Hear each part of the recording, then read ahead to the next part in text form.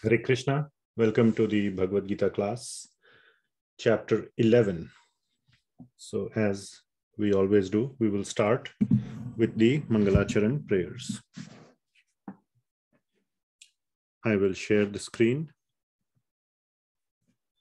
and we can start.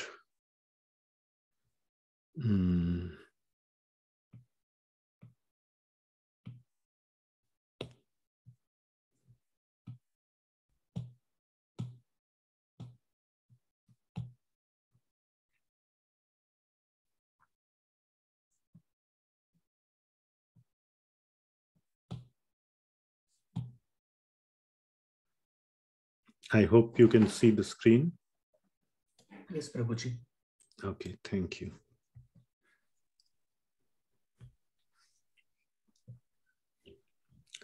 Om Ajnanatimirandhasya Jnananjanashalakaya Chakshurunmilitam Yena Tasmai Shri Gurave Shri Chaitanya Manobhishtam Sthapitam Yena Bhutale Swayam Rupah Kadati Swapadantikam Vandeham Shri Guru Shri Yutah Padakamalam Shri Gurun Vaishnavamscha Shri Rupam Sagrajatam Sahagana Raghunathanvitam Tam Sajivam Sadvaitam Savadhutam Parijana Sahitam Krishna Chaitanya Devam Shri Radha Krishna Padan Sahagana Lalita Shri Vishakhan Vitamscha Nama Om Vishnu Padaya Krishna Pristhaya Bhutale Srimate Bhaktivedanta Swami Niti Namine Namaste Saraswati Devi Gauravani Pracharine Nirvishesha Shunyavadi Paschatya Desha Tarine He Krishna Karuna Sindho Dinabandho Jagatpate Gopesha Gopika Kanta Radha Kanta Namostute Tapta Kanchana Gaurangi Radhe Vrindavaneshwari Vrishabhanu Sute Devi Pranamami Hari Priye Vanchakalpatarubhyascha Kripa Sindhubhya Eva Cha Patitanam Pavanebhyo Vaishnavebhyo Namo Namaha Jai Shri Krishna Chaitanya Prabhu Nityananda Shri Advaita Gadadhar Srivasadi Gaur Bhakta Hare Krishna Krishna Krishna Hare Hare Hare Ram Ram Hare Hare. Right, thank you. Srila Prabhupada ki jai. So chapter 11 of Bhagavad Gita, we covered till verse number 34. So 32, 33 and 34 are very important verses by Lord Shri Krishna. And I think we went through them partly. We'll go through them again. So where are we here?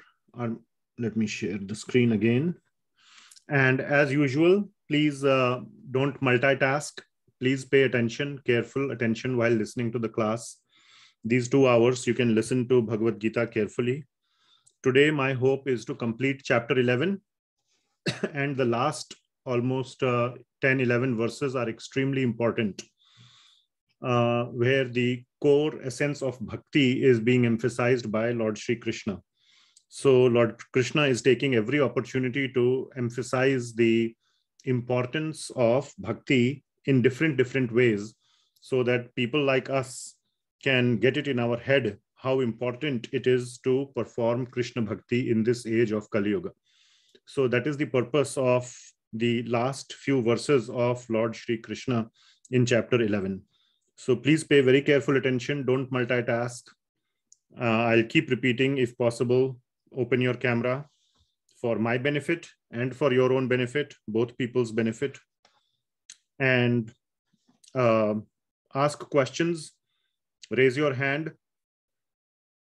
Put it in the chat or unmute and speak out your question at an appropriate time. One suggestion I was given was that maybe I can take questions during the middle of the class as we go along after every few verses. I don't want to wait till the end.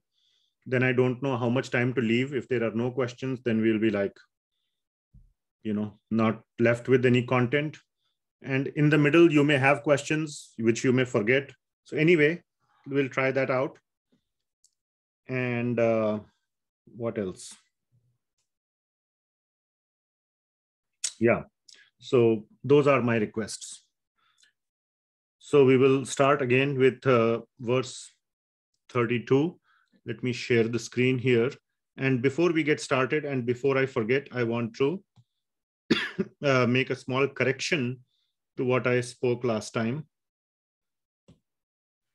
So somebody asked about the meters in Bhagavad Gita. And mainly there are 2 meters in Bhagavad Gita, Anushtup and Trishtup. So this is 8 plus 8 plus 8 plus 8 syllables. So last time I think I got mixed up, in my on screen, there is always nervousness. I think I said 8 plus 8 or 16 plus 16, something like that. But anyway, each verse is broken down into 4 quarters or quartlets or padas, as it is called. And in Anushtup Chanda, this is meters or chanda. Chand. That's how we will write it in, not like that. That's not cha.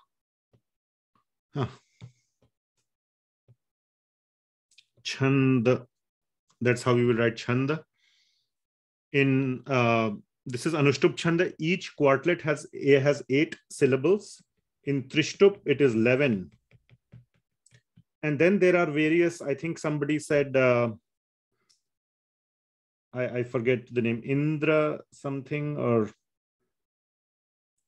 Vajra, something else, but there are various variations in the Trishtup Chanda, which is 11 syllables each.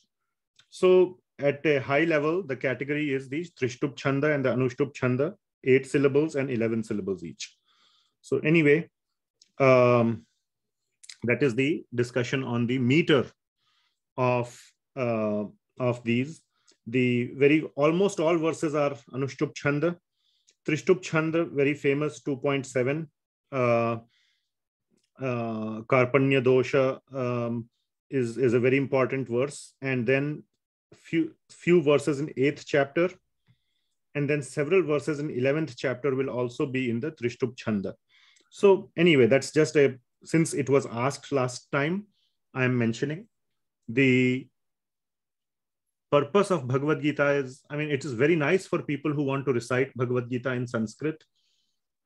I like to recite Bhagavad Gita in Sanskrit as well. But for me at least, the taste or the relishment comes when I understand the meaning behind every Sanskrit word. So for many of the verses where I do understand the meaning behind the verse, when I'm reciting those verses, it comes with so much more bhava, so much more feeling in my heart.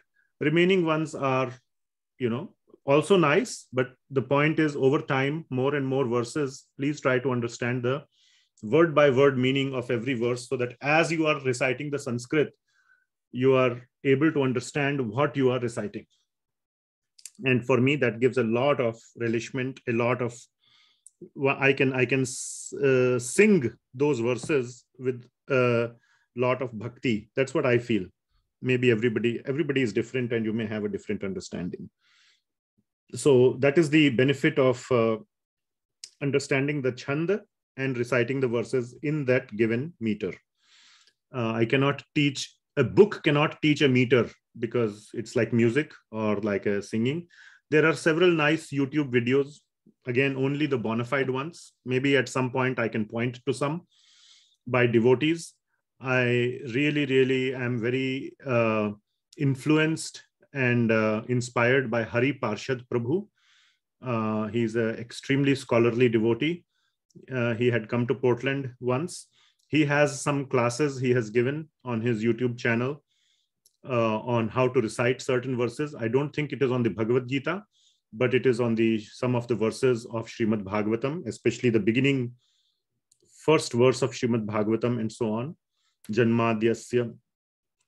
And so you can take benefit of bona fide classes on YouTube for this as well. But more than understanding the meter is to understand the purpose of Bhagavad Gita and apply it in our life. So Bhagavad Gita is not just Sanskrit. It is the meaning is so much more important, and application is even more important. So that is what we will go through today. The last few verses of 11th chapter are extremely important. So having said all that,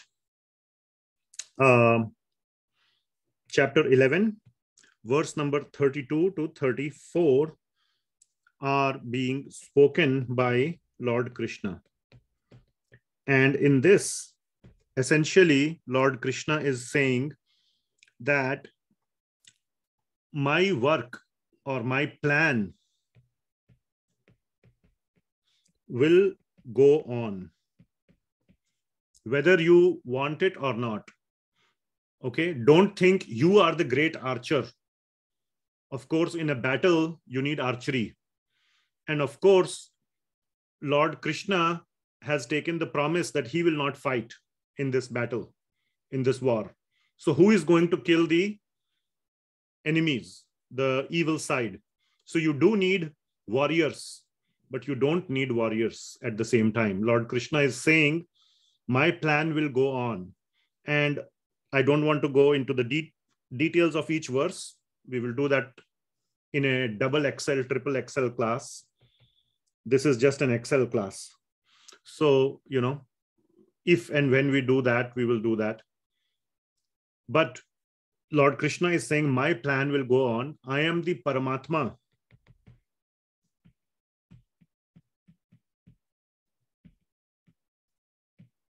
In everybody's heart. The day the Kauravas insulted Draupadi so badly, that day they themselves signed their death warrant. So in some movies, you will say they see the hero saying to the villain, you are a dead man walking. It means that basically I will kill you in the future. You are a dead man. You are dead. Your just body is alive. In the same way, Krishna is saying they are all dead people walking. They died the day they committed such a heinous crime. So my plan will go on. And you can be a part of it or not. I am the Paramatma in their heart. I can cause a simple heart attack and they will all die. I don't need anybody's assistance in killing them. I don't need any warriors. So that is the Lord's plan. And he is just saying, be my instrument. This is in 11.33, where Lord Krishna says this famous line that nimitta matra bhava savya sachin, that you must become my instrument. So two benefits you can attain by becoming my instrument. My plan will go on. Like last time I was explaining this example, mother is very expert in cooking. Whether the child helps the mother or not, the cooking will happen. And it will happen effortlessly. If the expert mother doesn't need any help in the cooking, she will cook. If the child helps, or if the devotee helps the Lord, there are two benefits. Okay, the number one, not benefits, but two accomplishments. Number one, the devotee is fulfilling his duty. And the duty is to carry out the Lord's plan. So, or to become an assistant in the Lord's plan. So you are carrying out your duty. You will be doing your dharma. The dharma of a devotee, of a bhakta, is to be aligned with the Supreme Lord. And this has been said in two very famous verses, which we have repeated so many times.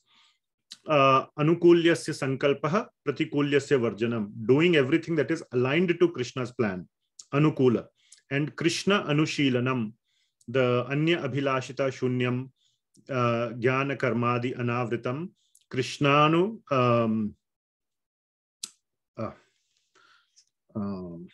what is that? Anukulyena Krishnanu Shilanam Bhaktir Uttama. So Anukulya, becoming aligned with Krishna's plan. So that is one thing. That is Uttam Bhakti. And the second thing is it expresses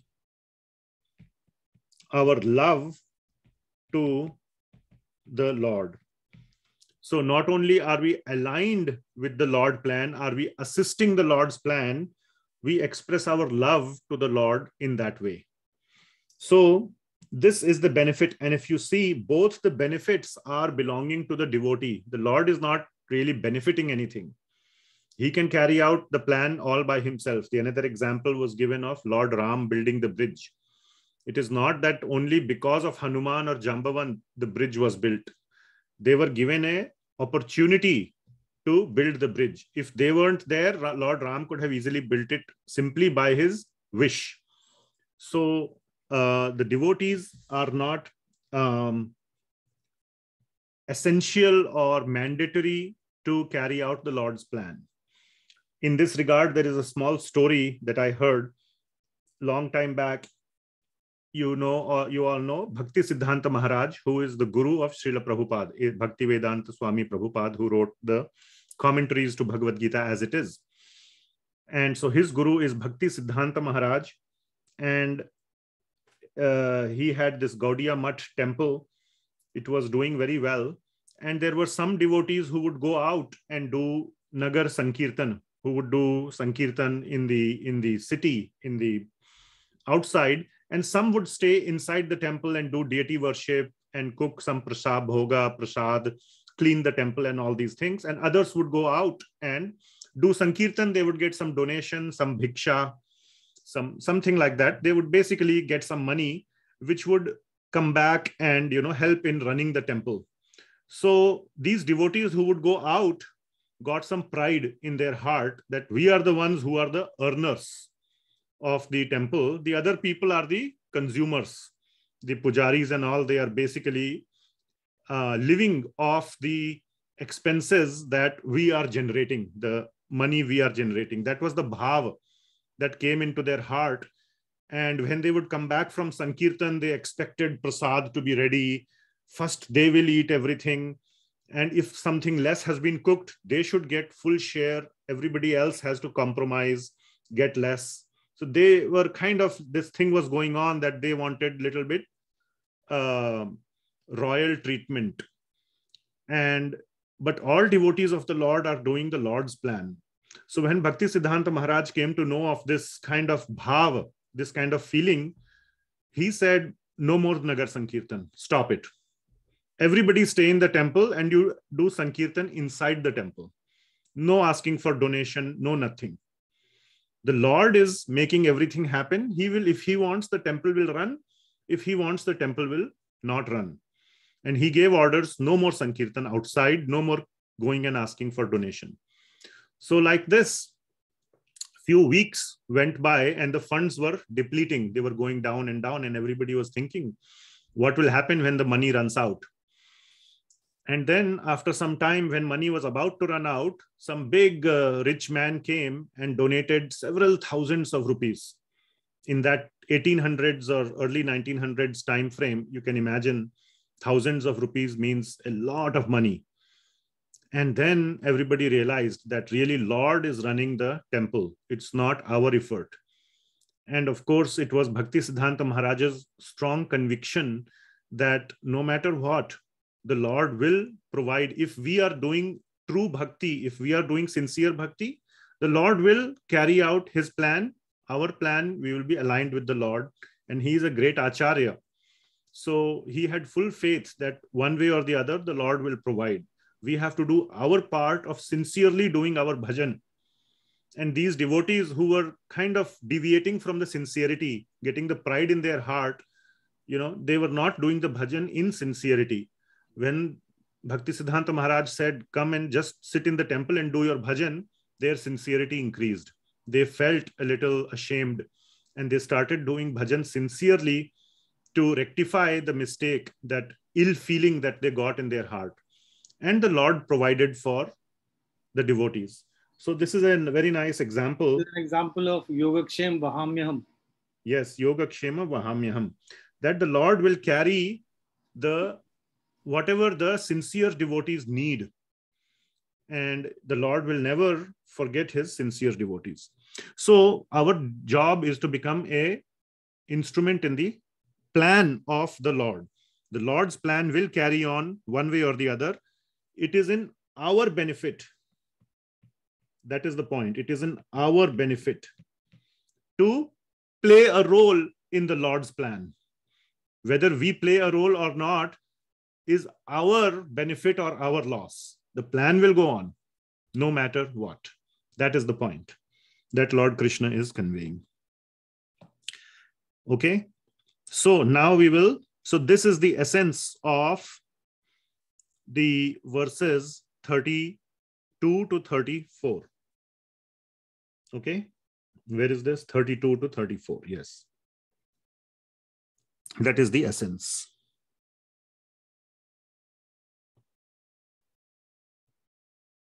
And Lord Krishna is saying in 34th verse, in the translation, Drona, Bhishma, Jayadrath, Karna, and other great warriors have already been destroyed by me. In other words, they are dead men walking. They are already dead. Therefore, kill them and do not be disturbed. Simply fight and you will vanquish your enemies in battle. All you have to do is just act according to the instructions of the Lord and they will vanquish. Okay, so now we will go to verse number 35. So 35 is by Sanjay. So one more verse by Sanjaya. And he is saying here, Sanjaya said to Dhritarashtra. So we are going through the verses, the translations in Bhagavad Gita as it is. No other Bhagavad Gita. Bhagavad Gita as it is, because the translations in English are authentic. They are the ones that are having the full artha, the bhava artha, known as bhavartha, the essence of the meaning as the author intended, as Lord Krishna intended. That meaning is being conveyed by Srila Prabhupada. So we read those translations. Sanjaya said to Dhritarashtra, O king, after hearing these words of the from the Supreme Personality of Godhead, the trembling Arjuna offered obeisances with folded hands again and again. He fearfully spoke to Lord Krishna in a faltering voice as follows.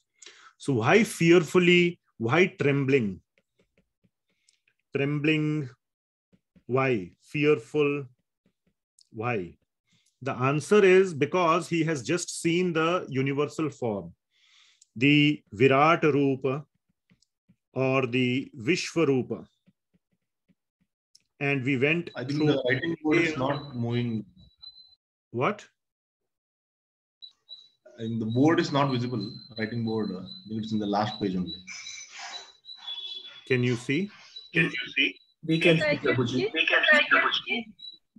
Can you see very hello? Clear, very clear.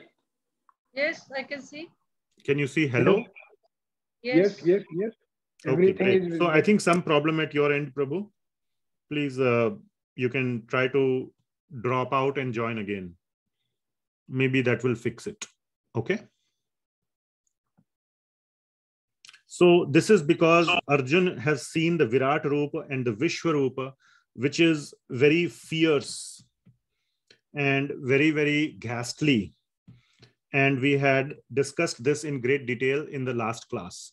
So you can see the last class, why Arjuna is becoming very fearful and very trembling by seeing this form. If you read the Mahabharata, Arjuna has seen much, much more fierce situations. But upon seeing the universal form, he's even more afraid. This just shows how fearful the universal form is. So Arjuna is in this trembling state, in this very fearful state, and he is going to offer prayers to the Lord. And the prayers are divided. So these go from 36 to 46, 11 verses of prayers. These are some of the longest. This is probably, let me think, other than the chapter 1, chapter 2, where Arjuna is expressing his desire not to fight. Other than that, this is the longest portion which Arjuna is speaking in the Bhagavad Gita. So these 11 verses are divided into 4 sections, 1, 2, 3, and 4. And in these prayers, Arjuna is basically expressing his fear. He is expressing his apology to Lord Krishna that he has treated him like a friend. He has treated him like an equal. So this feeling of God is great, I am small, is coming up when one sees the Virat Rupa. So these prayers are divided into 4 sections: glorification. And again, this division is given, I took it from the teachings of Chaitanya Charan Prabhu. Very nicely, he has obeisances or homage to the Lord, apology, and then finally a request. So this occurs in 36 to 38. Then this is 39 and 40, 41 to 44, and 45 to 46. So this is the breakdown of the 11 verses. So we will see the glorification first, which is 3 verses, 36, 37, and 38. So Arjuna says, so please follow along, 36 to 38. And Arjuna said, O master of the senses, the world becomes joyful upon hearing your name, and thus everyone becomes attached to you. Although the perfected beings offer you their respectful homage, the demons are afraid and they flee here and there. All this is rightly done. So one of the points that Arjuna is mentioning is that the devotees are not afraid of the Lord. The demons are afraid of the Lord.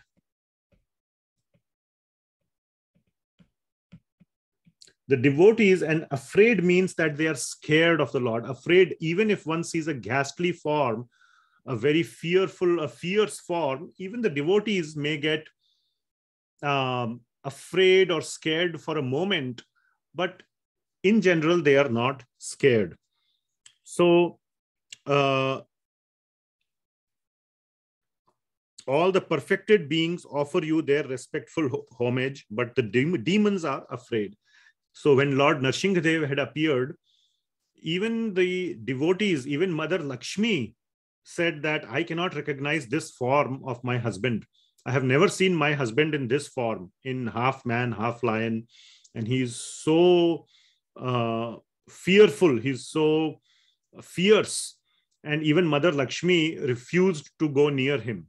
And finally, who did all of them? Brahmaji, Mother Lakshmi, they were all present. Whom did they finally send towards Lord Narsingadev? Who finally approached Lord Narsingadev? Prahlada. Prahlad, very nice. So the perfect devotee, the purest devotee among them all at that time, not to say that Mother Lakshmi is not a perfect devotee, she's a perfect devotee, but at that time, Lord Prahlad was the only one who could approach the Lord. So the devotees are never afraid of the Lord. Verse number 37. O great one, even greater even than Brahma, you are the original creator. Why then should they not offer their respectful obeisances unto you? O limitless one, God of gods, refuge of the universe. You are the invincible source, the cause of all causes, transcendental to this material manifestation. 38. You are the original personality of Godhead, the oldest, the ultimate sanctuary of this manifested cosmic world. You are the knower of everything, and you are all that is knowable. You are the supreme refuge above the material modes. O limitless form, this whole cosmic manifestation is pervaded by you. So I was recently reading the commentaries of previous acharyas. They have given very nice understanding of each of the lines of these verses and what is going on in Arjuna's mind and what is going on in Lord Krishna's mind. So every line here has a specific meaning. It is more like a conversation, but we won't go into it. That is again for a triple XL version of the class. So, but there's a very beautiful two-way conversation going on, and Bhagavad Gita is as if it is capturing one side of the conversation, only Arjuna's side of the conversation. So we can go through that some other time. So basically in 36 to 38, Arjuna is glorifying the Lord. That is what is happening in these three verses. Next two verses, 39 to 40. In this, Arjuna is offering obeisances to the Lord. So 39. You are air and you are the supreme controller. You are fire, you are water, you are the moon. You are Brahma, the first living creature, and you are the great grandfather.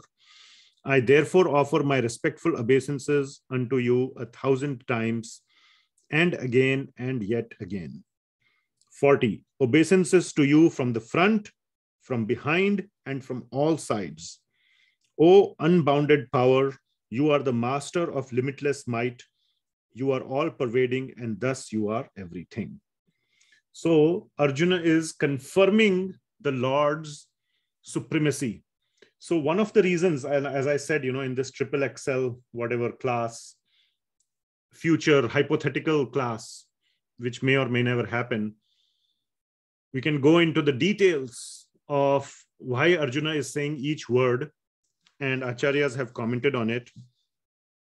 Recently, I gave a class at the ISKCON Portland Temple during the Sunday feast.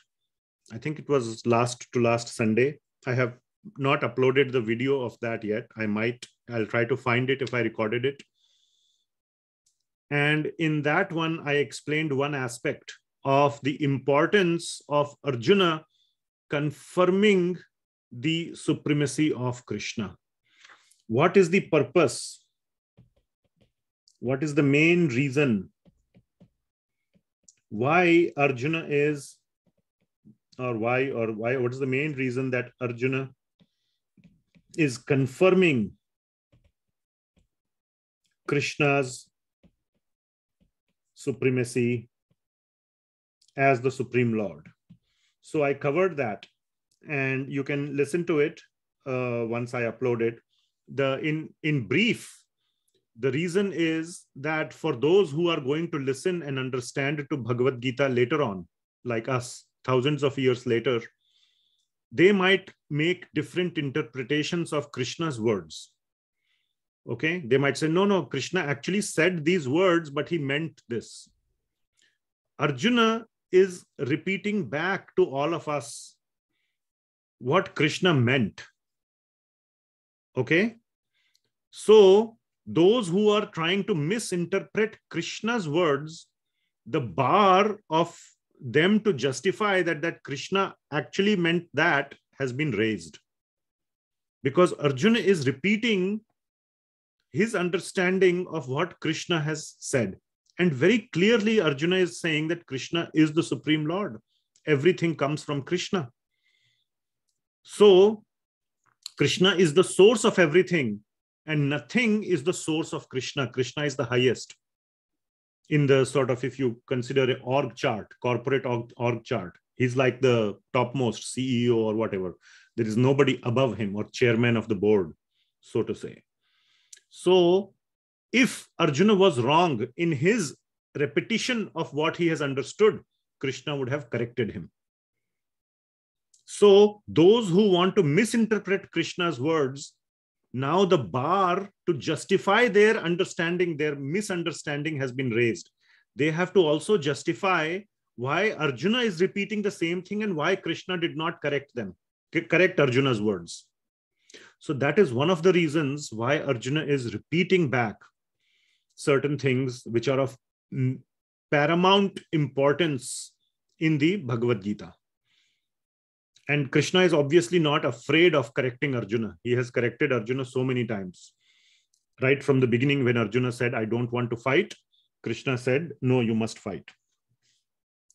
So these are the two verses, 39 and 40, which are obeisances to the Lord by Arjuna. Then 41 to 44 is apology to the Lord by Arjuna. Now, in this apology to the Lord, what is the essence of this? The essence is from the madhurya or the sakhya bhava. A sort of a downgrade occurs to, or even the vatsalya. Now, in Arjun's case, it is sakhya because Arjun is a friend of Krishna. But those who understand the aishwarya,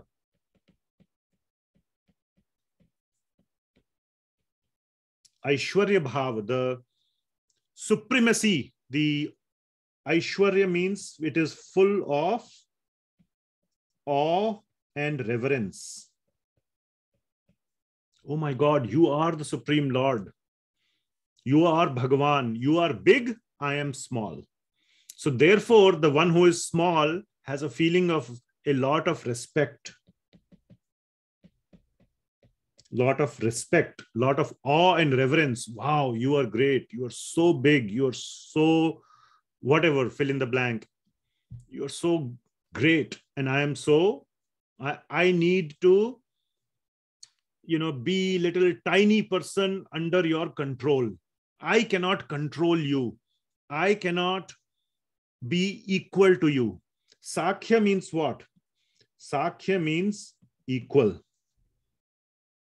Okay. Vatsalya means greater. Means you are my child. Parent is bigger, child is smaller. That is why Mother Yashoda tied Krishna to the okhal. She would get so angry at Krishna as well because she felt she has more power over Krishna. Okay. And Madhurya is sort of, it is the topmost, but it oscillates between overpowering Krishna and as well being a friend of Krishna.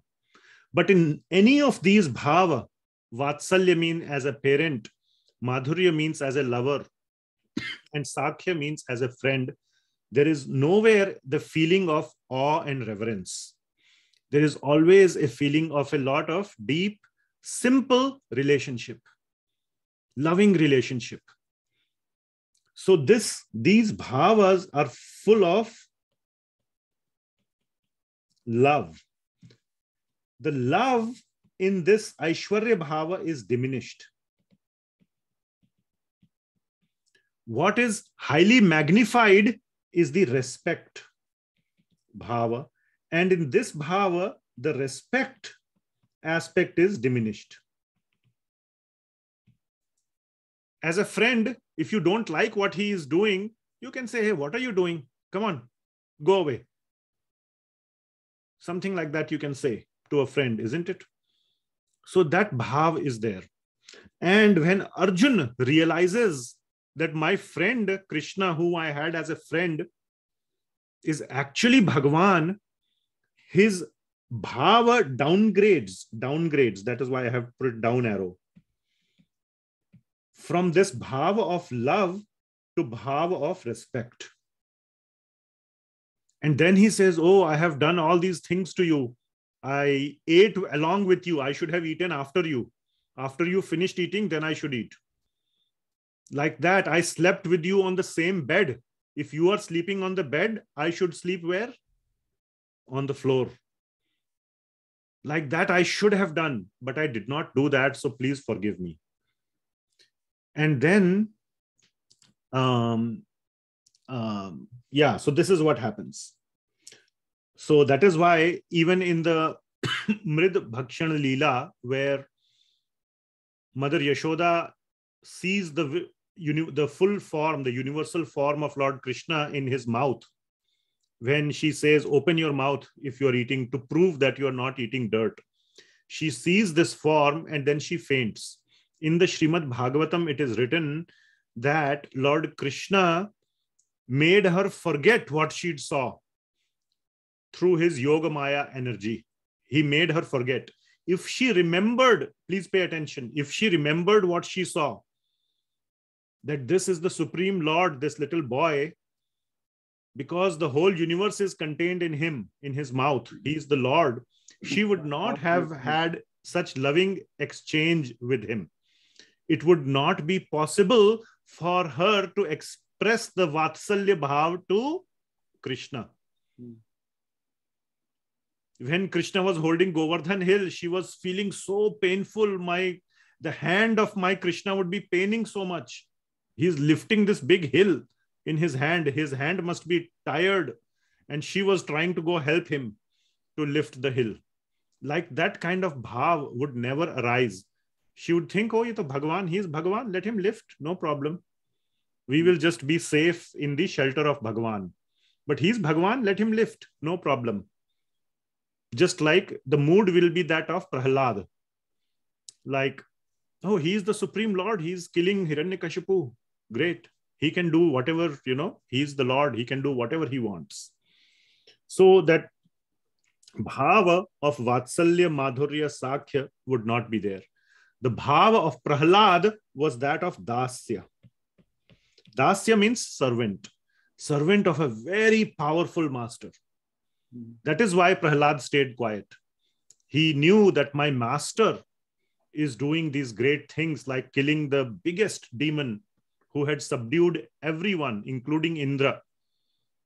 And my Lord, who is a great, great master, is punishing Hiranyakashipu. So he was in the Dasya bhava. But you cannot be in any of these bhavas and yet appreciate the Aishwarya of Bhagavan. These are not, they cannot coexist. So that is what is happening to Arjuna. He is downgrading to Aishwarya bhava. And you can see this very clearly from 41 to 44. All right.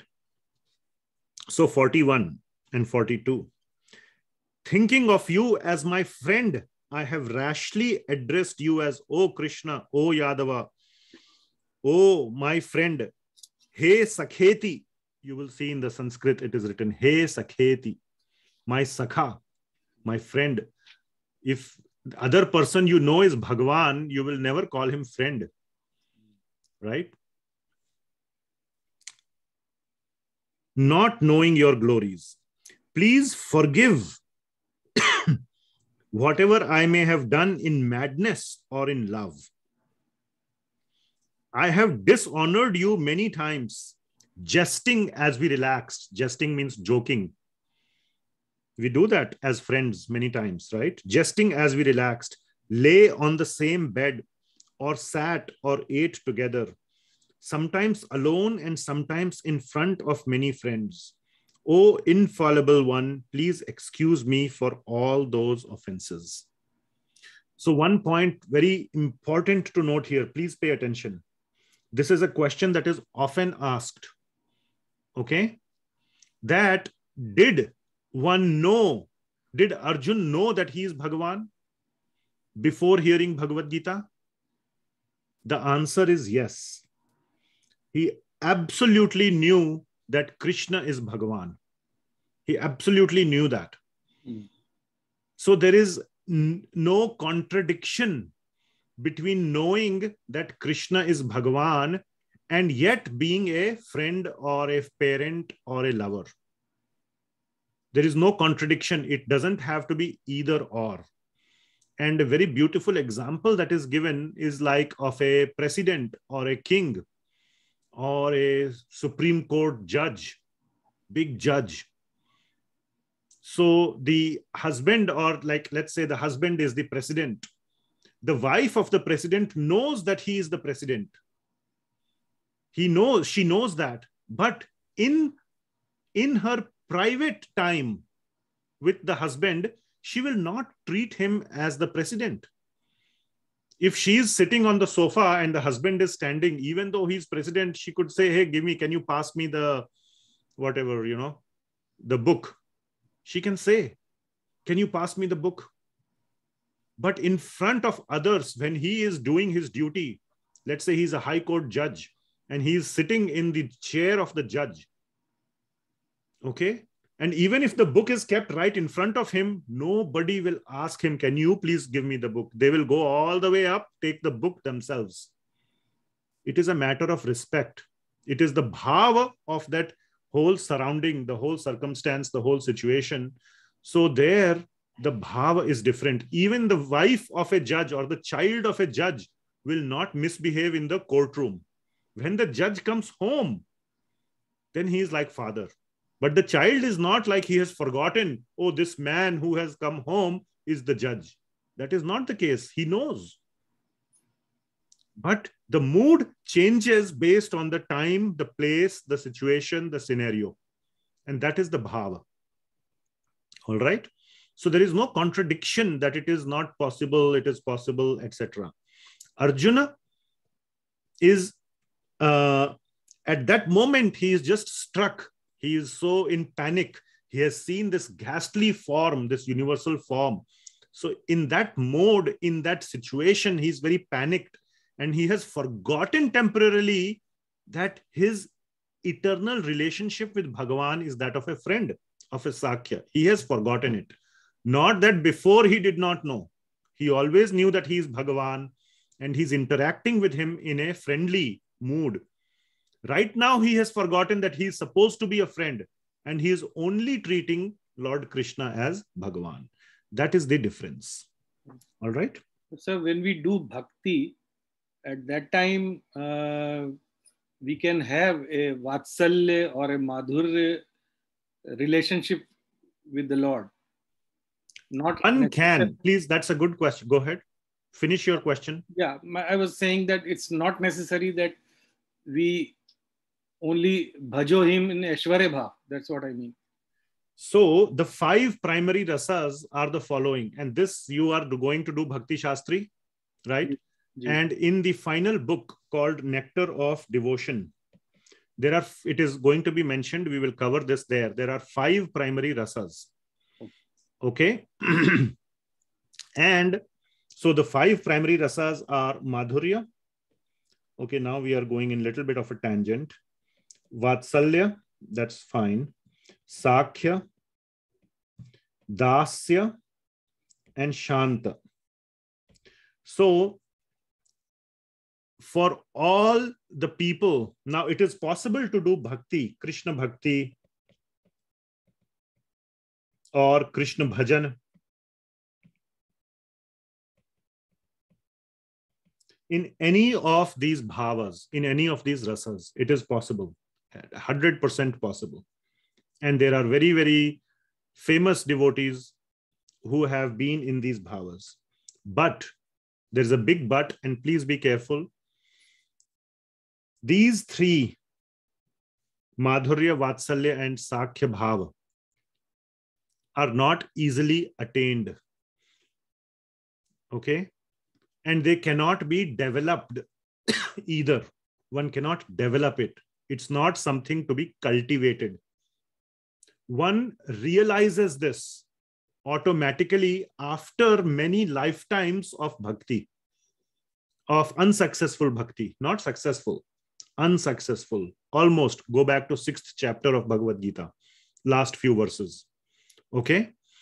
And a very strong, intense, what is known as vidhi bhakti. Vidhi bhakti means through rules and regulations.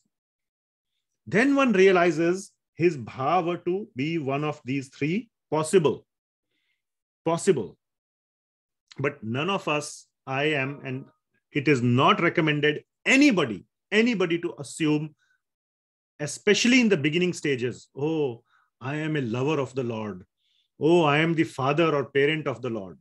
Then the chances for you to commit offenses, these could be just mental speculation. Because we have so much ahankar in our heart, that ahankar may manifest itself as I am the parent. I can treat the Lord like a child. I can say whatever I want. I can do what is known as manmani bhakti. means according to your own whimsical desires, not according to shastra. So abandoning the shastra, in these three, there is very little or zero regulation of shastra that you have to follow, because it is coming from the heart. But our corrupted minds think, oh, abandon the shastra. Chodo, shastra mein kya likha hai? Chodo, I will do like this. I will just do what I want, according to your own whims and fancies, and you could commit grave offenses. So therefore, the instructions of Lord Krishna himself in the Srimad Bhagavatam and as Chaitanya Mahaprabhu in Chaitanya Charitamrita is only to do bhakti in the dasya rasa, as a servant, according to rules and regulations. Lord Krishna will clearly say this, clearly in 16th chapter, verse numbers 23 and 24. Never abandon the rules and regulations of the Shastra. Otherwise, you will be lost. And the title of 16th chapter is Divine and Demoniac Nature. Asurik and Daivik Bhava or Swabhava. Nature of good people and evil people. And 80% of the chapter is devoted to Asurik Bhava. And Lord Krishna says that bhava actually comes because of abandoning the Shastra. So I cannot emphasize this more. And actually I can emphasize this more by going to 16th chapter. So I really want to make sure nobody leaves the class understanding, oh, I am parent of the Lord. Don't try to become Yashoda Maiya. Don't try to become Mirabai. Mirabai was in Madhurya Bhava. Okay, so don't try to become that. Don't try to become like Sudama or Arjuna in Sakhya Bhava. Only remain in Dasya Bhava. So if we see chapter 16, this is about divine and demoniac natures. Out of 24 verses, only first 3 verses, 1, 2, 3, are devoted to divine nature. From verse 4 starts the demoniac nature, pride, arrogance, conceit, anger, all these things belong to the demoniac nature. And then Lord goes on to say that the root cause of these are 3 gates of hell. What are these 3 gates? Lust, anger, and greed. They are the primary sources of demoniac nature. And why these things develop, why these things originate in the heart and then develop? Because of discarding scriptural injunctions. So 23 says, Yaha shastra vidhim utsrijya.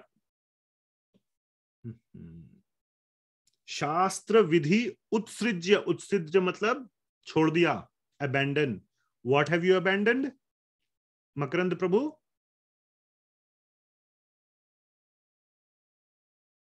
You are muted.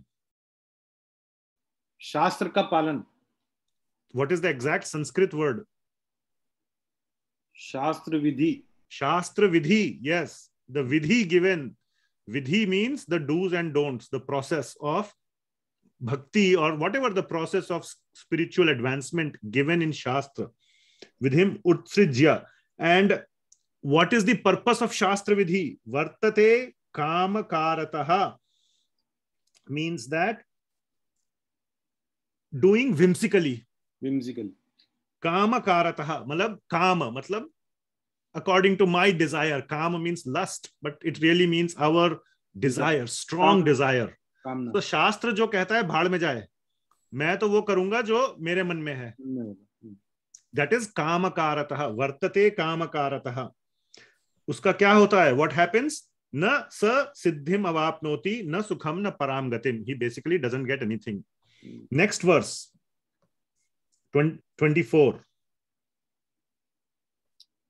Therefore, tasmat, what you should do? Shastram pramanam te karya akarya vyavasthitau.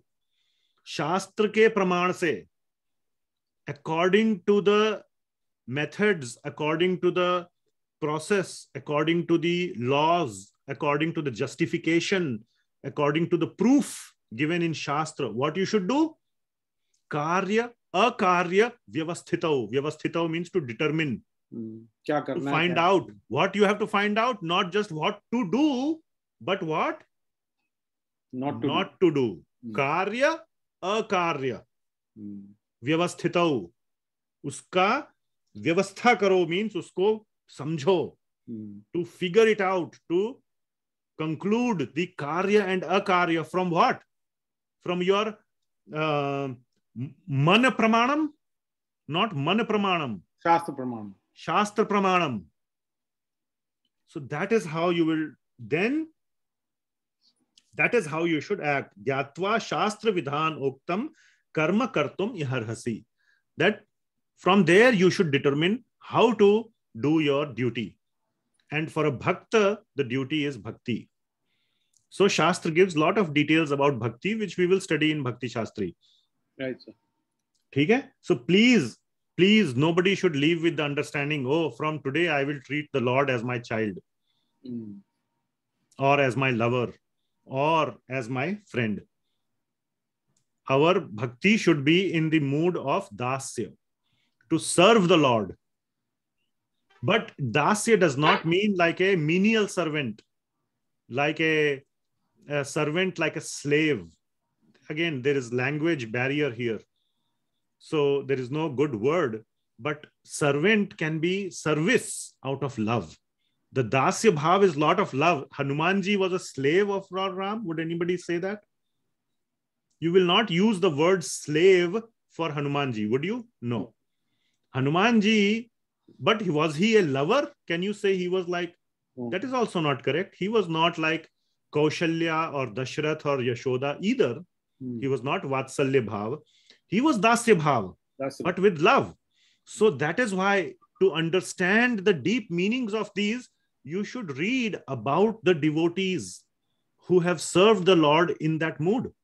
If you really want to learn about Dasya Bhav, read Srimad Bhagavatam. There is so much in Srimad Bhagavatam. The Srimad Bhagavatam is actually a book of devotees, more than the Lord. And how the devotees serve the Lord, and most of the devotees mentioned in Bhagavatam are in Dasya Bhav. So you can learn from them the deep meaning, understanding of Dasya Bhava. You can read about Lord Hanuman. You can read about so many devotees who are in that mood. Prahlad, 80% of 7th canto is dedicated to Prahlad, who is in Dasya Bhava. Yes, Chandan Prabhu, you have a question? Prabhuji, when you refer to shastras here, what exactly is the reference to Vedas or something else? So, again, in Bhagavad Gita, Lord Krishna is giving a broad reference to the shastra, but the primary shastra is Bhagavad Gita itself. And according to our Vaishnava Acharyas, the next most prominent shastra is Srimad Bhagavatam. Okay. All right? Yeah, thank you. There are so many shastras. What is shanta bhav? Yes, madam? What is shanta bhav? Last you have listed. Yes, so Shanta Bhav is encompassing everybody else who is not in the previous four, because everybody has some connection to the Lord. There is no one who is bereft of any connection to the Lord. Okay, and especially Shanta Bhava is meant for the Jnanis and Tapasvis. Okay, and you have been attending the classes for so many months. You understand the meaning of the Jnana Yoga and Dhyana Yoga. They do not have Bhakti. Bhakti is separate. But Shanta Rasa is meant for those people. Okay, the first four, there is love. In all of these four, there is tremendous love. So, by being in Dasya Bhav, it is not that you have to give up your love. If ever you get that doubt in your mind, just look towards Hanumanji. Okay? And you will be clarified that there is no lack of love in Dasya Bhav. It is full of love, but it is service to the Lord. All right?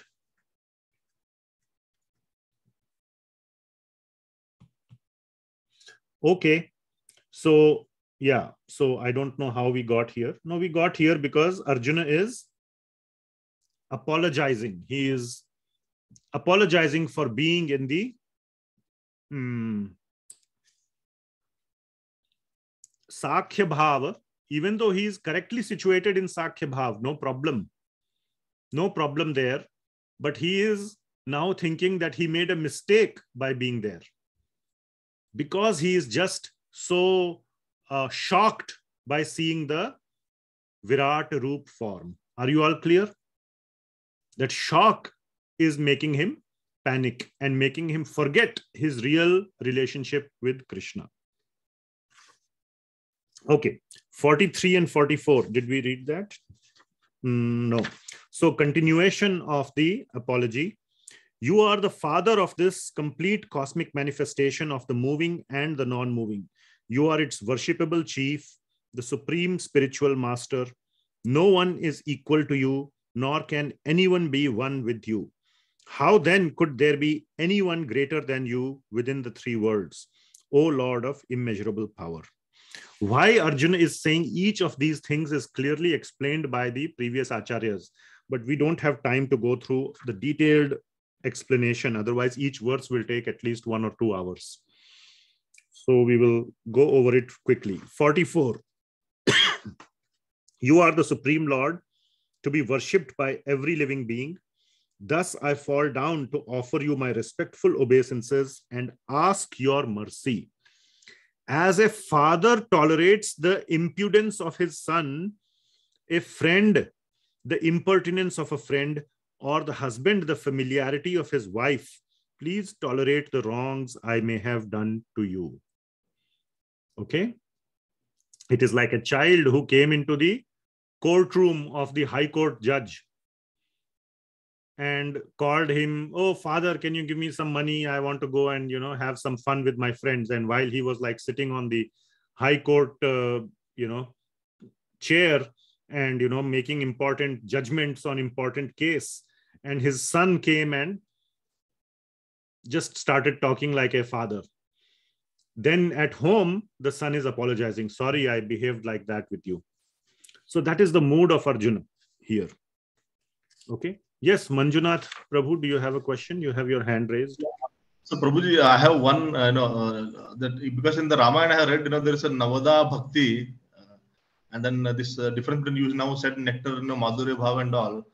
So a little bit, confusion is there on that navada bhakti and these 5 forms actually. Because I think there they have mentioned, Shravan, Kirtan, Smaran, then that Pada Sevan, Archan, Vandana. Yes, so they are the. Yeah. So these are the 9 processes of devotional service. And there, all of those, every one of those can be performed in Dasya Bhava. Not that they cannot be performed in others, but all of them can be performed in Dasya Bhava. And we should, the purpose is different. It is not that out of the Navada Bhakti, the 9 processes of devotional service. Is my wife on the line? Maybe you can find out the verse in Srimad Bhagavatam, which has this Navada Bhakti mentioned in the prayers of, or in the teachings of Prahlad Maharaj. It is there somewhere in the 7th canto. If you can find the verse, anybody can find and let me know. That will be helpful. But it is mentioned in the Srimad Bhagavatam, these 9 processes. It is also mentioned in a nice bhajan, bhajahure mana bhajan. If I find the link, I will show it to you. But there is no one-to-one mapping or any mapping between these 9 processes to these 5 rasas. That does not exist. All those 9 can be performed in Dasya Bhava. So the 9 processes of devotional service are Shravana, Kirtana, Vishnu Smarana, Archana, Vandana,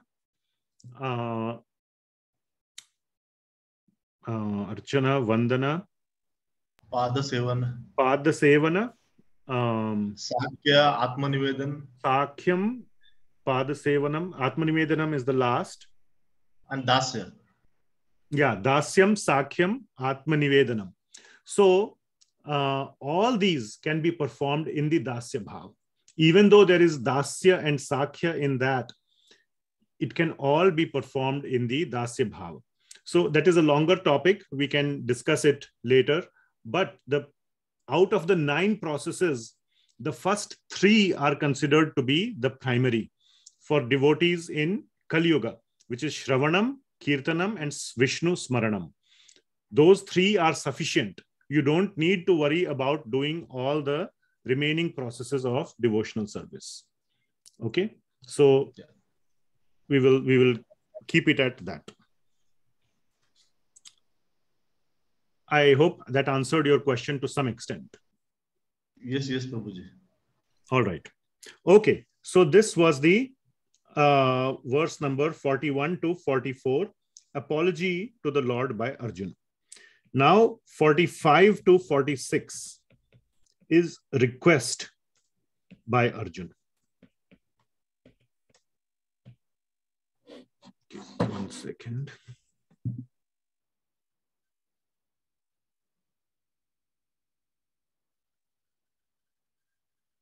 Okay. So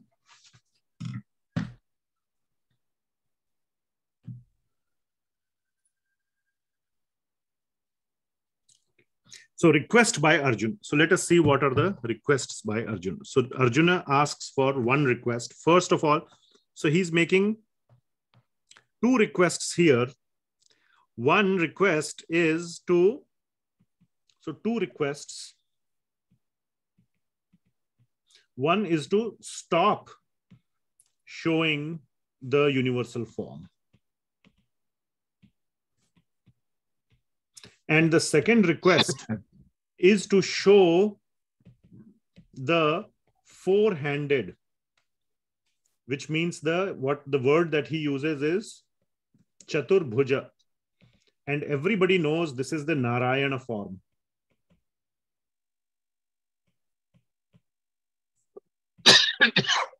So Arjuna is asking to see the Narayana or the 4-handed or Chaturbhuja form of the Lord.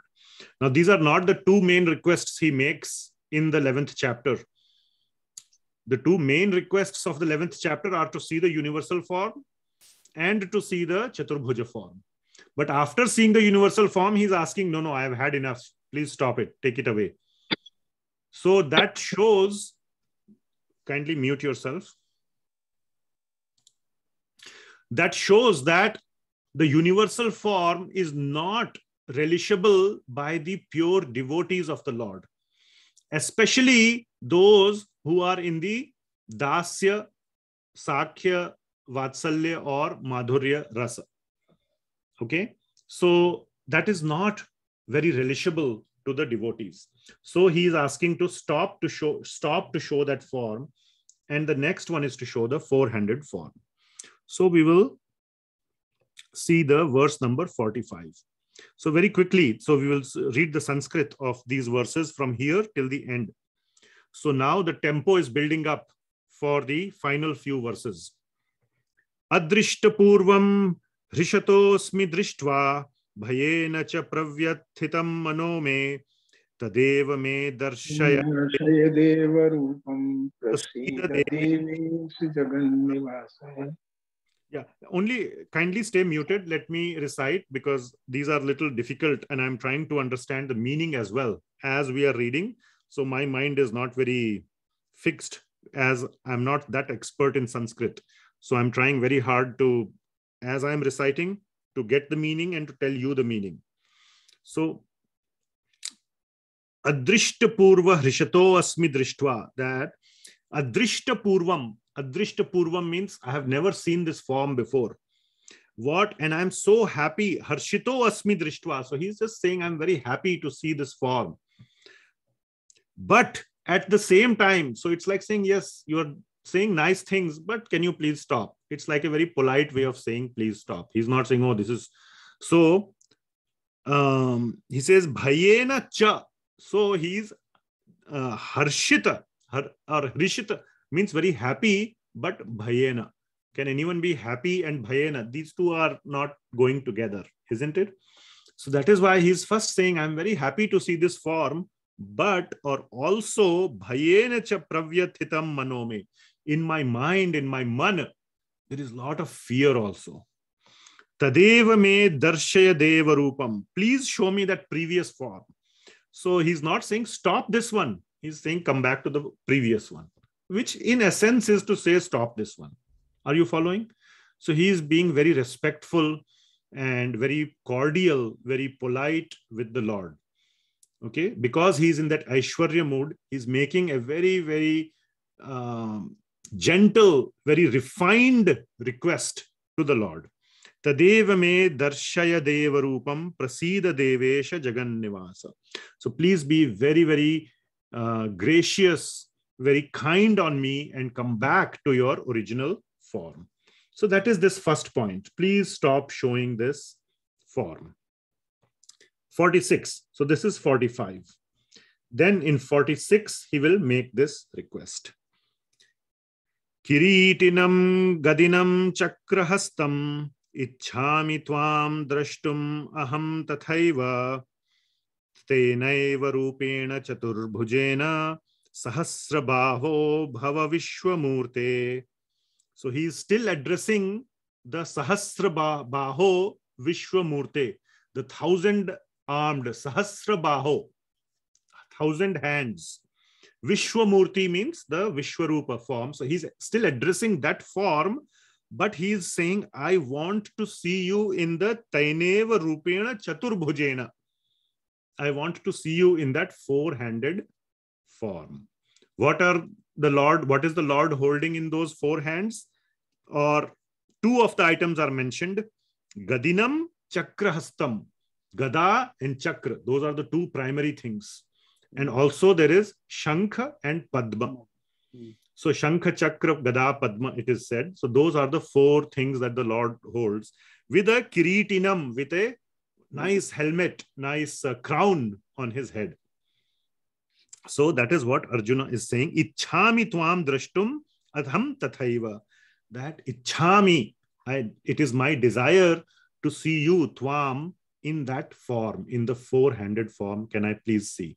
So Arjuna is so happy right now that this form is going to end, the universal form. He desired to see it. He has seen it. Now he does not want to see it anymore. But as he has seen this huge form, he wants to see another very, very, very beautiful and very well-known form of the Lord, which is of Narayana form. Now, Krishna form of the Lord is much less known. Much less known. Narayana form is very, very, very well known. And that is another very deep topic. Many, many, many people consider Krishna to be in some sense lower than Lord Narayana. Or in some sense, even though they may consider Lord Narayana to be Bhagawan, but Krishna to be a human. So they have many people have different conceptions. And Narayan form is very much more popular, well-known than the Krishna form, and especially the Krishna form as Bhagawan. As Bhagawan. No different than the Narayan form. No different. That is much less known. So he wants to see the Narayan form of the Lord, and that is his request. So the translation, O universal form, O 1,000-armed Lord, I wish to see you in your 4-armed form with helmeted head and with club, wheel, conch, and lotus flower in your hands. I long to see you in that form. So that is the translation. Yes, Prabhuji, what's your question? No, not question, sir. Krishna form is normally thought of as a child, as a youth form. I mean, Narayana is like a fatherly, something like that. My Okay. mind says. Yeah. Yeah, but the point I was trying to make, whether it is a child form or a grown-up adult form, even Lord Rama had a child form.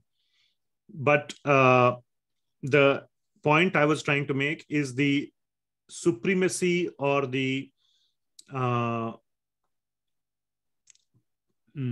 position of that form. Even though there are many people who consider Narayana to be Bhagawan, but Krishna to be human. That is what the point I was trying to make. Okay. I have a question on the chat. Let's see what is that. So,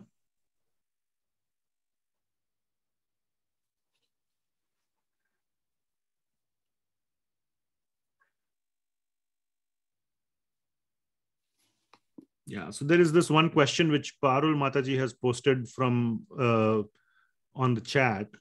It is what I'll read out the question. Can you share the connection between Narayana, Krishna, and Vishnu? I understand from some online class that Nanda Maharaj worships Lord Narayana and Vishnu comes from Krishna. I would like to understand that.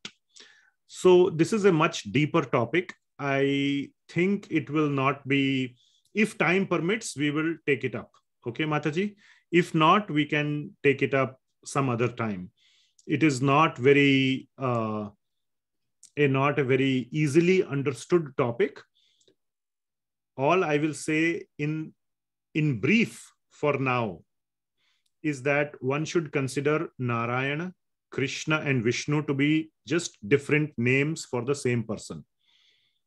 There are some differences given in the shastra, but those are very, very subtle differences based on the mood, the devotion of a particular devotee towards the Lord. Like Mother Lakshmi does not associate, the name Lakshmi does not associate with Krishna. Lakshmi associates with Narayana. Similarly, Srimati Radha or Srimati Rukmini associates only with Krishna, not with Narayana. Anyway, so in the relationship of a particular devotee, whether it is, and by the way, Rukmini Devi, Radhika, Srimati Radhika, and Srimati Lakshmi are also one and the same person. So these are very deep topics. All I will say is that for beginner devotees, and this is a class for beginner devotees, I am also pretty much a beginner devotee myself. For us, the best way to move forward in our life, to apply in our life, is to consider them as just different names for the same person. Like you may have a child, you may have many names for the child, Mintu, Chintu, Pintu, and the official name may be something else, Subramanyam or Raghavan or whatever, and at home you may call him with many other names. It is the same person with many names. So there is no point in trying to get deeper and deeper into these analysis without deep practice and deep progress. All right. And I can tell you that I don't know about you, about your progress, but my progress is not enough to be able to comment on such a deep topic. So I would request that, you focus on the application, and the deep answers will be revealed to you at the right time by the right devotee who will appear as your guru. I hope that answers the question. It is not directly an answer to the question, but it is a application oriented answer. Okay. There is no point in getting a very deep theoretical understanding, and it is not going to be helpful either, at least in my experience. Okay.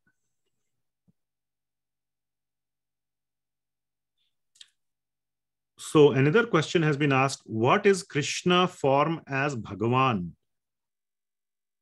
Can we see? What is Krishna form as Bhagawan? So what is so hard in that? Can you clarify your question? And can we see? Now, you are muted, Mataji. Yeah. Prabhuji, you mentioned that we know the Bhagawan form of Vishnu, but, Krishna form of Vishnu is not, well known kind of a thing. We know because you are part of Bhagavad Gita, you have been reading. So you and I know, other devotees know, but I'm talking about general masses. But go ahead. It wasn't referring to us here.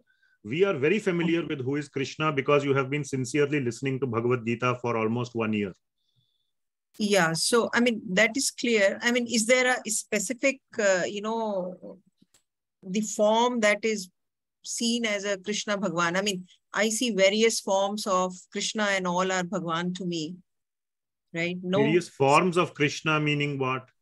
Krishna is one form. He may be Girdhari, as in holding the Govardhan hill. He may be a child. He may be with Srimati Radhika as little grown up. He may be on the chariot with Arjuna in the war. All those are Krishna. Are you referring to those as various forms? Yes. So all those are, to me, are Bhagwan form. Yeah. Yes. Okay. 100%. Yes. They are all Bhagwan form. And we know who is Krishna.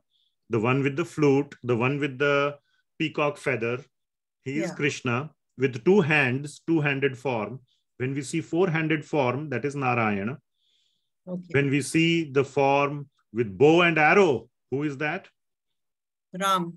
Lord Ram. Definitely. When we see the form with a lion head, who is that? Hiranyakashipu. No, Nrsimhadev. Narsim, sorry. Not Hiranyakashipu. Nrsimhadev, correct. So we see all these different forms. All right? Yeah, thank you. And can we see the forms? Yes, we can see if we have sufficient devotion. So devotion is the qualification, and that is exactly the point we are coming to. What is the qualification to see Krishna? That is the main point of the next few verses. So Arjuna has presented his request in 45 to stop seeing the universal form, and in 46 to show the 4-handed Chaturbhuja form.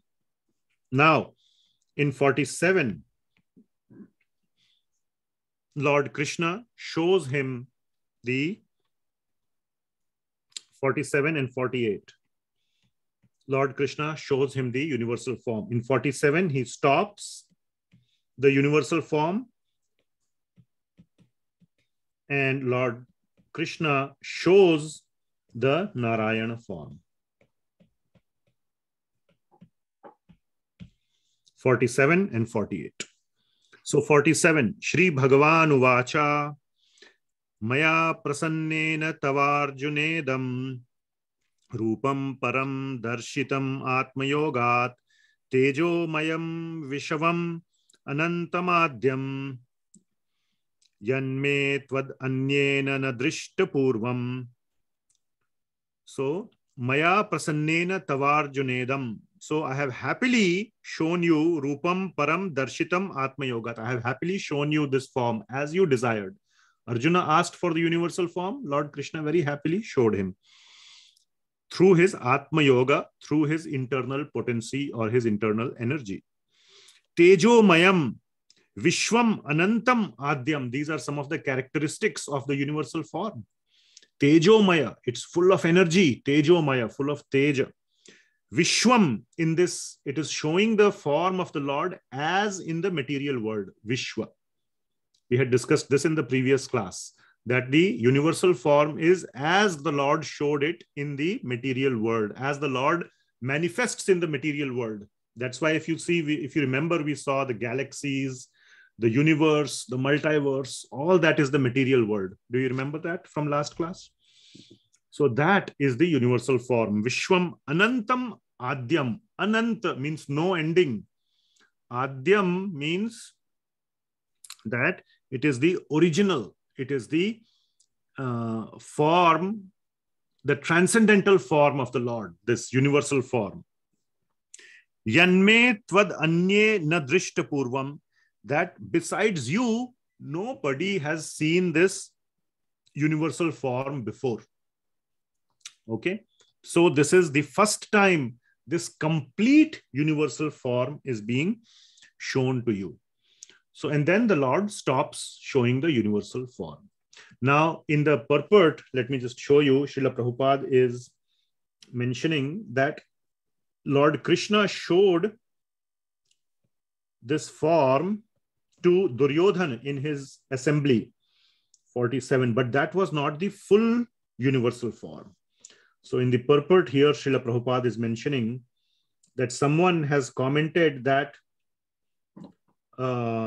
this form was shown to Duryodhana also when Krishna went to negotiate for peace. Unfortunately, Duryodhana did not accept the peace offer, but at that time, Krishna manifested some of his universal forms, which means it was a partial universal form, some of his universal forms. But those forms are different from the one shown here to Arjuna. It is clearly mentioned that no one has ever seen this form before. So yes, Lord Krishna has shown it partially. What is meant here is that in its fullness, in its full flavor, nobody has seen the universal form before. All right. 48. Sorry, sir. I was Yes? saying in the beginning chapters, earlier chapter, Krishna had said, Lord Krishna had said that I have narrated this in past to Vivaswan and Manu and all that. Mm-hmm. So we Yes. assume that to them also this form was never shown. Yes, we can assume that, yes, but also it is not that the exact same Bhagavad Gita on Kurukshetra battlefield was narrated. Okay. The meaning is that the knowledge was narrated, the essence was the same. Okay, got it. And then that knowledge keeps getting deteriorated during the, as time passes from generation to generation, according to the parampara system, that parampara gets broken. So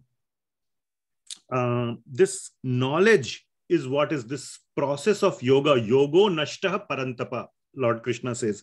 Evam parampara praptim imam rajarshayo viduhu sah kaleneha mahata yogo nashtah parantapa. That is 4.2. And right after that, Arjuna asks the question that, you know, how can I assume that you had spoken this to Vivishwan and to others? So the yoga, the knowledge of yoga gets bhrashta. It is not that the exact words, the exact situation, everything was a replica that was narrated to Vivishwan. All right? Got it. Thank you.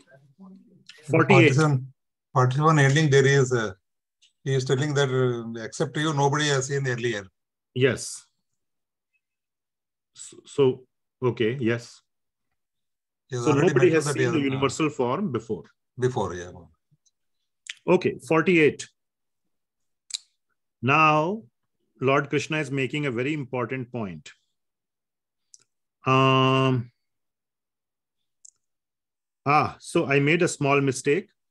So this is 49, where Lord Krishna shows the universal form. In 47 and 48, he is describing the glories of the universal form, and he stops showing the plus glory of universal form.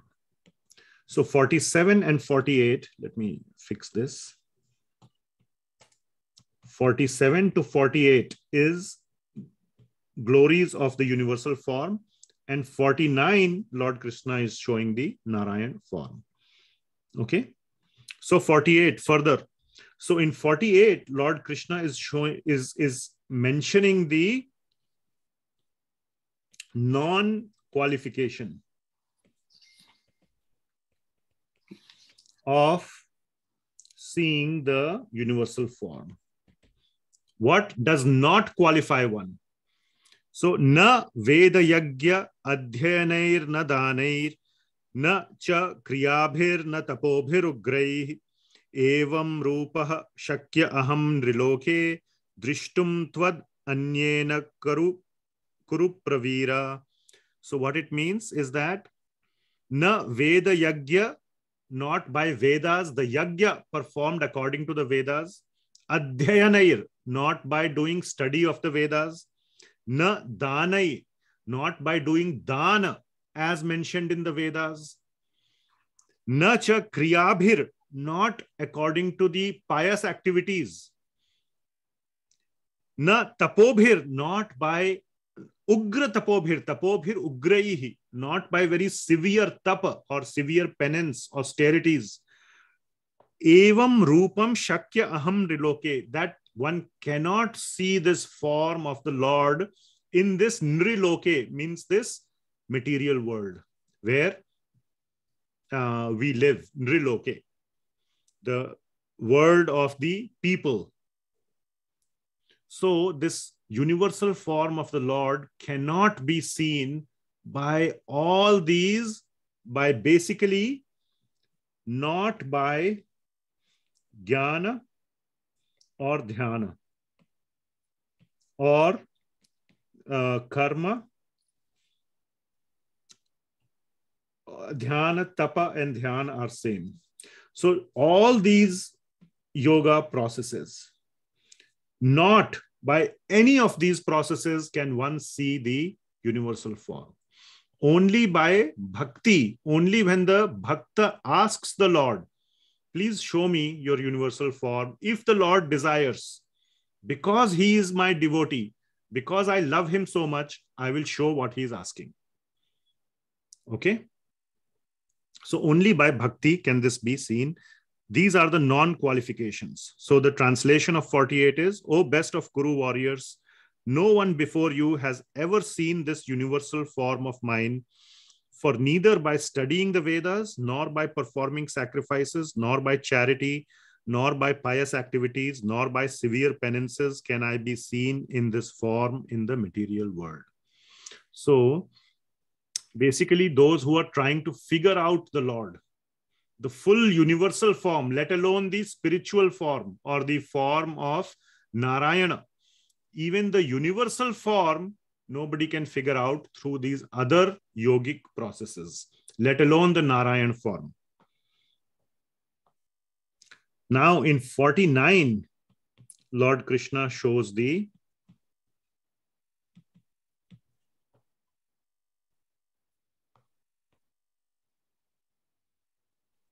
(49 and 50).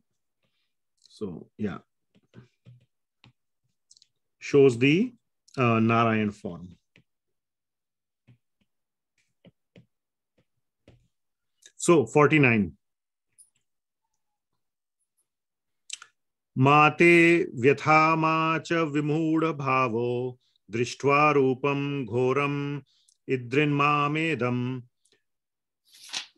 vyapeta bhi prita manaha punastvam tadeva me rupam idam prapashya. So the translation is, you have been perturbed and bewildered by seeing this horrible feature of mine. Now let it be finished. So actually in 49, Lord Krishna stops to show the universal form. So I got a little bit mixed up in that verse numbers, but in 49, he is actually saying that now let it be finished. My devotee, be free again from all disturbances.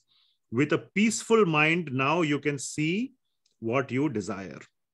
So that is the stopping of the form. 50. Now 50 Lord Krishna actually shows the Narayan form. Sanjaya uvacha ityarjunam vasudevas tathotva swakam rupam darshayamasa bhuyaha ashvasayamasa cha bhitamenam bhutva punah saumyavapur mahatma. So the translation is Sanjaya uvacha. So Sanjaya is saying this to Dhritarashtra.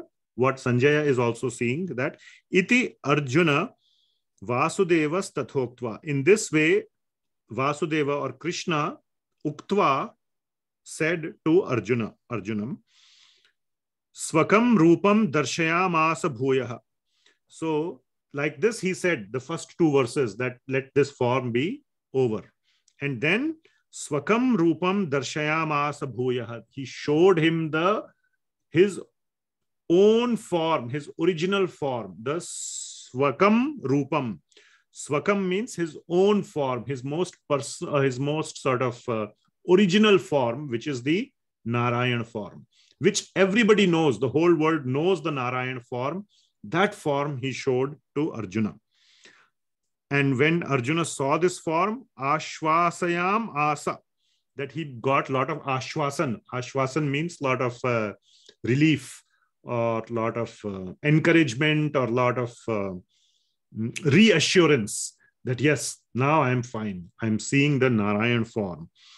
Cha bhitam ena, to the fearful Arjuna, bhitam, very fearful Arjuna became very reassured or very peaceful.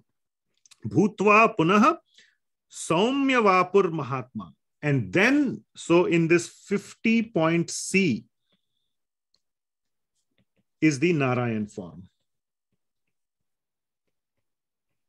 And then in 50 point D, Lord Krishna comes back to the Krishna form. So in the Bhagavad Gita, just 1/4 of a verse is mentioned that he showed him the form that Arjuna desired. Or 50B and C. Swakam Rupam Darshayamasa Bhuyah. So these two lines, Lord Krishna has shown the Narayan form. And then Bhutva Punaha means then again he came back to the Saumya Vapu. This Saumya Vapu is very important. Saumya Vapu. This Saumya means very peaceful, calm, and approachable. So this Saumya Vapu is referring to the Krishna form. So in the 4th line of the 50th verse, Lord Krishna comes back to the Krishna form, and that form is being referred to as Saumya Vapu. Why I am referring to this word Saumya Vapu? Because it will come again later in the next verse. So there is a connection between this word Saumya Vapu and the next verse, the same word will be there. Sanjay is choosing, he has spoken very few words, but he is choosing certain situations to speak out. Yes. Sanjay is getting the Bhagavad Gita in the right spirit. Yeah. Yes. So Prabhuji, small doubt here. Did Sanjay also saw the Narayana form because he is, narrating? Yes, absolutely, yes. And how about the universal form after Arjuna also, along with? Yes, he also saw. He also saw. If you remember, the first 5 verses of the universal form description were by Sanjay. Right. Great. So Sanjay got the full experience of Bhagavad Gita just like Arjuna. Why he was blessed, Prabhuji? Yeah. Sanjay. Why he was blessed? Because Sanjay, he was at heart, he was a devotee. Oh. He had no malice in the heart. As his duty, he was serving Dhritarashtra. And if you read the Mahabharata carefully, you will see that at times, now he is a servant. It is not his job to advise his master, and especially the master who is the emperor. No, I mean, Divya Drishti, how he got? How he got? Yes. Because Vyasadeva gave it to him. Vyasadeva was ready to give Divya Drishti to Dhritarashtra. Correct. But Dhritarashtra said, even if I open my eyes, I cannot even recognize who is Arjuna, who is Duryodhan, because I have never seen them. He was blind from birth. So he won't even be able to make out. So he says, my whole life I have only heard from Sanjaya. You give him Divya Drishti, he will narrate to me like I have always heard. All right. So Vyasadeva, and again, all of this was by arrangement of the Lord. Sanjaya was a very dedicated servant of the master. He was doing his duty. It does not mean that at heart he was as bad as Dhritarashtra or as weak. Bad is a wrong term to use for Dhritarashtra. The correct term to use for Dhritarashtra is weak. His weakness became the cause of his fall. But it is explained in the Srimad Bhagavatam that he also went to Vaikuntha at the end of his life. So, in the Mahabharata, if you read carefully, you will see Sanjaya very subtly, in a very subtle way, trying to tell Duryodhana, trying to tell Dhritarashtra the right understanding. At the end of the Bhagavad Gita also, you will see that Sanjaya is very carefully trying to convey to Dhritarashtra that Krishna is the Supreme Lord. The victory will be that of the Pandavas. There is still time. If possible, you can stop the war. But Dhritarashtra obviously does not catch that hint. And it is not Sanjaya's job to advise or to give orders, to give instructions to the king. When his own brother Vidura could not do that, what will a servant like Sanjaya do? He was over-invested, like you explained in the Ishavashopanishad, the third point. Invested? Sanjaya was not invested. No, Dhritarashtra was invested. Dhritarashtra was over-invested. Yes, yes, of course. So, Prabhuji, one more thing we can assume, one more thing we can ascertain from here that, although, you said that qualification to see God, so you can see, Dhritarashtra did not have qualified, but he had right, but, he could not take that, and automatically it came to Sanjaya actually. I think that way also we can... I lost you. Can you say again? What's the question? So I was saying, Dhritarashtra had, privilege to get that Drivya Drishti, and he could have seen Lord Krishna, but he did not have that qualification. So automatically, Sanjay had that qualification. So by God's grace, he got that actually. Yeah, Sanjay had bhakti towards, or devotion towards, Bhagawan in his heart.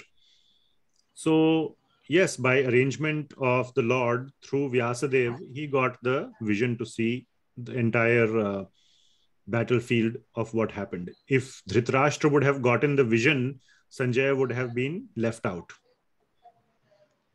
Yes. So by very nice arrangement of the Lord, Sanjaya got the benefit and Dhritarashtra got some benefit of hearing all the activities of the war. All right. So any other questions? Now it is 10 minutes left. I don't think I can finish the chapter today. So we will finish the chapter next time. Let's see, a very, very important section. The most important section is actually now coming. When Arjuna sees the Krishna form, after seeing the universal form, after seeing the four-handed form, finally upon seeing the Krishna form, that is a very, very important section of the 11th chapter and arguably of the entire Bhagavad Gita. It's one of the very important sections, the absolute supremacy of Krishna Bhakti. The absolute supremacy of Krishna Bhakti is shown in the end of the 11th chapter. So I will take that up next time. Are there any other questions? We have 10 minutes. We can take more questions. So I see that there is a question on the chat. What kind of good karma Sanjaya did to have darshan of Lord Krishna's Vishwarupa when he was explaining to Dhritarashtra? So what kind of good karma did Sanjaya have? So first and foremost, he was a very devoted person to the royal lineage, to the entire... see, Vyasadeva is the father of Pandu, Dhritarashtra and Vidura. Upon Vyasadeva's instruction, Sanjaya dedicated his entire life to serve Dhritarashtra. Dhritarashtra needed a full-time servant. Sanjaya was always the eyes and ears of Dhritarashtra. Always. So everything that Dhritarashtra perceived through his senses was through the eyes and ears of Sanjaya. It requires a very strong dedication to be that kind of person for Dhritarashtra or for a blind person. So he was very, very dedicated to Vyasadeva, and that was his primary qualification. In his heart, he also had a very, very pure heart. He did not have any malice, any ill intention towards anyone, not even against Dhritarashtra, even though he saw Dhritarashtra doing so many bad things towards his nephews, towards who were almost like his children because their father had died. So he is like a father to the Pandavas, and still he was being so one-sided towards the Kauravas. So even in spite of that, Sanjaya was able to maintain a very pure heart. And he had bhakti for Lord, now whether it is Lord Krishna or Lord Narayana, I don't know, but he was a very dedicated and devoted person. And that was his qualification. That much I can say. There may be more deeper understandings, but I have not read Mahabharata to such a deep extent. I have read it only medium level. All right. I hope that answers the question to some extent. There is another question on the chat. जो परमात्मा को निराकार और निर्गुण जानते और मानते हैं, उन्हें भगवान को देखने की कोई इच्छा नहीं होती. क्या यह भी सही नहीं है? So in English, this question is those who consider the impersonal form of the Lord as superior to the personal form, they never want to see the form of the Lord. Is this true or not? Well, I hope you all got the question first of all. That should be asked to an impersonalist. What does he want to see? What does he not want to see? I don't know. I would very much like to see the Lord. I feel that I am a personalist, trying to understand Srila Prabhupada's teachings for last 15-20 years. I think I am a personalist very much. I don't believe in all this impersonalism and all that. I have tried it a little bit. It became so much headache to focus on nothing, to do, imagine that there is God, and then all this form of a God and everything is just a illusion. All this doesn't make sense. And after reading Bhagavad Gita by Srila Prabhupada, I became fully convinced after reading Bhagavatam, that conviction only deepened, that Bhagawan is highly personal. And then for anybody like that, there will be a desire to see the form of the Lord. I can tell you honestly that when I go to different temples, I see the Lord in various forms, with various decorations, with various flowers, with various arrangements. I feel very happy.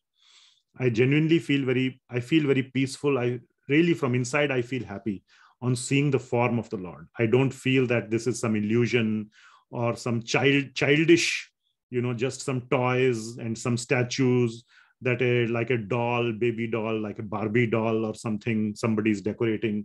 I don't get that feeling at all. So I can say that, I really feel very happy, very devoted on seeing various forms of the Lord. So this is just personal experience. All the devotees, as mentioned in Srimad Bhagavatam and elsewhere, want to see the form of the Lord. So I don't know what the impersonalists want. And going by their philosophy, yes, why should they be interested in seeing the form of the Lord? If they consider that form of the Lord to be illusion, why would they want to see illusion?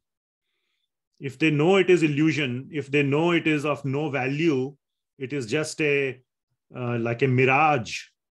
If you are in the desert, would you want to go see a mirage? No. What's the point? You want to go drink some water, not a mirage. Why would they want to go see the Lord? But that is not the correct understanding. So yeah, if your question is whether they want to see or not, go ask them. I don't know. And going by the theory, yes, they may not want to see, but we can leave them aside. No problem. We can pray for them that may they get the right understanding. And by the way, they are at least making good progress, better than the pure sense gratification people, better than those who are engaging in all kinds of sinful activities like meat eating, gambling, intoxication, illicit activities. Better than those, they are trying to make some progress, even though not in the correct way. They will get in their next life. Bahunam janmanamante jnanavan mam prapadyate. Finally, they will come to the understanding that Vasudeva Sarvamiti. they will surrender to Krishna in bhakti, and they will make progress. So we should not deride them. We should not show our what should I say? We should not show our anger or anything at them. We can pray for them that very quickly they should come to the understanding that Bhagawan is real. His form is spiritual. It's not material, it is spiritual, but he has a form. And one day they will realize that and do Krishna Bhakti with that feeling. So I hope that answers that question. Hare Krishna, Prabhuji. Yes, Hare Krishna. You have a question? I have this similar feeling which you just described. When I am connected with the Krishna internally, I don't have a desire to see him in form, because he is so merciful, he is so kind, he has given me that kind of mind or understanding that he is the super as far as I am concerned. So normally I do not want to deal with the questions or doubts of other people, because so long as I am doing my bhakti, I am doing my seva to Lord, and I am peaceful within, that is as good as being with Krishna directly. This is my personal feeling. Okay. So you are okay. The essence or the point I'm getting from you is that you are more attracted to you don't get that feeling by seeing the form of the Lord. No, actually, I do not want to see him in person. Basically, I am okay with his formless feeling for me. That's okay. We are all at different stages in our spiritual progress. Yes. And as long as you are surrendering yes. Means not surrendering by force, but taking sharan, taking shelter of the teachings of Srila Prabhupada. Yes. Slowly and surely, whatever is the correct understanding will emerge in your heart. That's right. So our duty is to take the right sharan. We are all contaminated enough over lifetimes and lifetimes and lifetimes. Yes. That the only thing that we can do is to take the right shelter. Yes. And once we are in the right shelter, the teachings and the mercy will have, the spiritual mercy of the Guru Parampara will have the right understanding emerge in our heart. That's right. Thank you, Prabhuji. Thank you. Hare Krishna. Hare Krishna. Okay. Anything else? Anybody? Any other question? So we will continue from verse number 51 next time. We completed verse number 50, where the Lord showed his four-handed form and then came back to his two-handed form. We will start from 51, go till 55. So those are 5 verses. That should take about 45 minutes. Then we will start 12th chapter.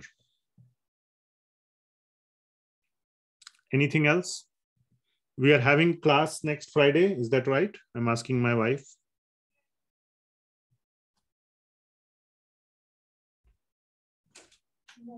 Okay, yeah, she's saying yes. So we will we'll see you next Friday. Okay, if nothing else, then thank you very much. Hare Krishna, Prabhuji. Srila Prabhupada ki jai. Srimad Bhagavad Gita ki jai. Jai. Hare Krishna. Krishna.